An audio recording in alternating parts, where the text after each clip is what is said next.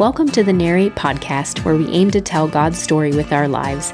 We'll be continuing to post the Sunday message each week, but we want to dive a little deeper and offer some content to supplement your life with God, and that's where our Beyond Sunday series comes in.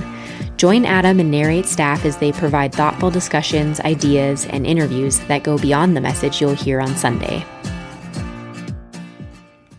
Maybe it's valuable to answer this question, like, where does all this Adam's Anglican identity leave us? Like, where does all this Anglican and C4SO talk leave Narrate in late 2024? I want to try to answer that. I think, first of all, I want to note that this isn't just an Adam thing, but that several on the staff are growing more and more connected with people from C4SO, and the professional community they're gaining is something that we'll all watch and assess, and frankly, I'm really grateful for. But still, where does this leave us now? And in particular, where does it leave someone who may never get there? That may be where you're at. You respect me to some extent, you respect Narrate probably to a greater extent, and yet you're wondering, like, what if I never get there? Does this mean there's not a place for me? Here's what I would say.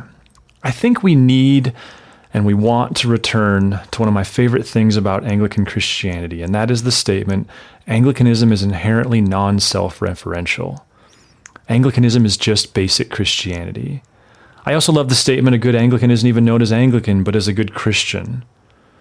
I think this is how C.S. Lewis showed up in the world. I think this is how John Stott showed up in the world. I think this is how Todd Hunter and Chris McDaniel in our present world show up. That's the big tent, non-proprietary Christianity that I love and value. In my view, the strategy we followed over the last year or so was a season of socialization and education.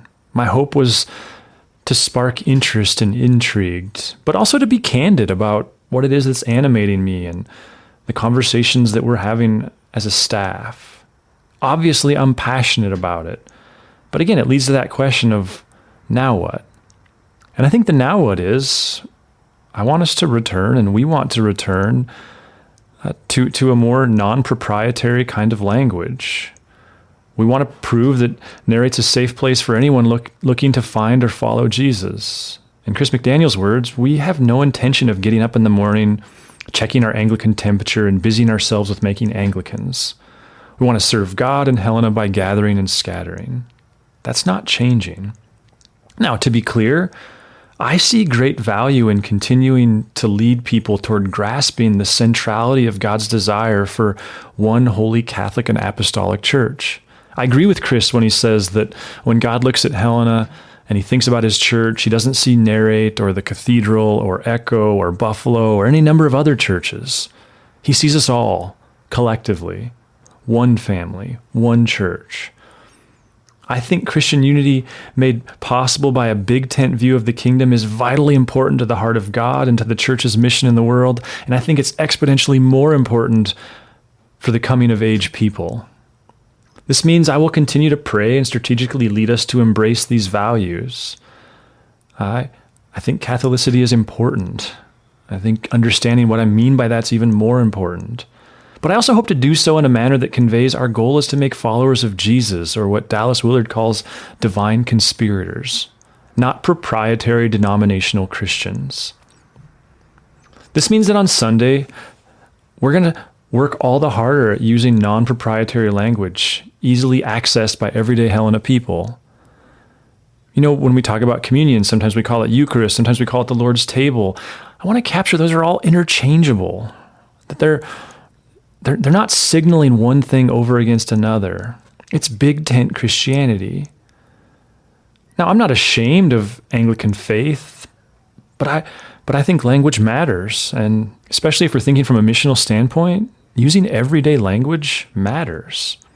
If we apply Bishop Todd's idea of build churches from the mission field backwards, it feels best for Narrate to default to discreet, gentle, and everyday language.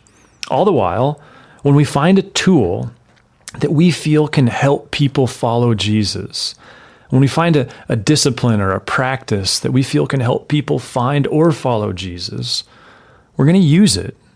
And if that means it comes from the Anglican tradition or the Eastern Orthodox tradition, we're going to try to be tactful, but we're also not going to avoid it for fear of being accused of having some kind of an agenda for one denomination over the others. There's lots of great tools, and frankly, ancient faith has stewarded many of them for us. But what about the bigger picture for Narrate? To what extent, if any, do we have in mind becoming a C4SO church? I hope everyone trusts me when I say this. I don't know what's best. The council, the staff, we don't know what's best. Collectively, though, the staff and the council, we both see no need to rush, but we also do feel like it's our responsibility to be present to the question, to steward this. I know we started by saying this doesn't have to mean anything for Narrate, but along the way, what we've discovered is a group of churches and a way of doing the kind of behind-the-scenes administrative work of a church that, frankly, might help us. We've also discovered a church planning network that is similar to what we came from, and maybe we do well to be a part of that. We don't know. What we are going to do is, without any kind of expedited timeline, the council and the staff is going to spend time slowly answering those questions, discovering what it is that we don't know and what it is that we need to know, and to what extent this might help us better gather and scatter, to what extent it might help us serve Helena well. So step one is there's some reading we're going to do, and there's some comparative work we need to do around bylaws and legal stuff, and just becoming good students of who we are and who they are, and to what extent those are a good match. Again, we have no timeline, but we're committed to doing the work.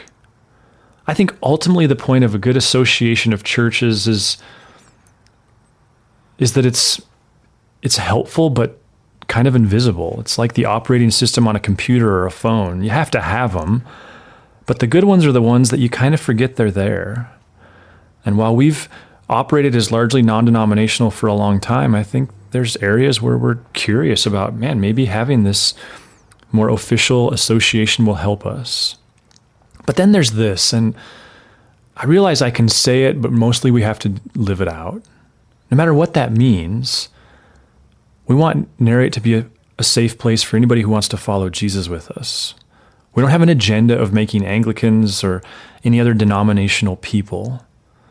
I think one of the hardest things to grasp about Anglicanism is, quite frankly, unlike most other Christian denominations, its end game isn't necessarily making Anglicans. I have many friends leading many churches who actually have two different versions even of their own membership. One for those who want to become Anglican, and another for those who just want to become owners or members of the local church, and they have no intent of being Anglican. I love that. And in the very least, that's where we would end up. But again, what I'm trying to do in this moment is just speak to so what does this mean in late 2024? What does this mean for Narrate? What it means is more of the same of what we've been doing. And in the background, some studious research and relation building with no end in mind and no timeline hanging over our head. And I hope you know me and everyone on the staff and everyone in leadership around Narrate well enough to know that if you have any questions to that end, we're just an open book. Thanks. If you'd like to learn more about Narrate Church, find us online at narratechurch.org. You can also look us up on Facebook or Instagram. Thanks for listening.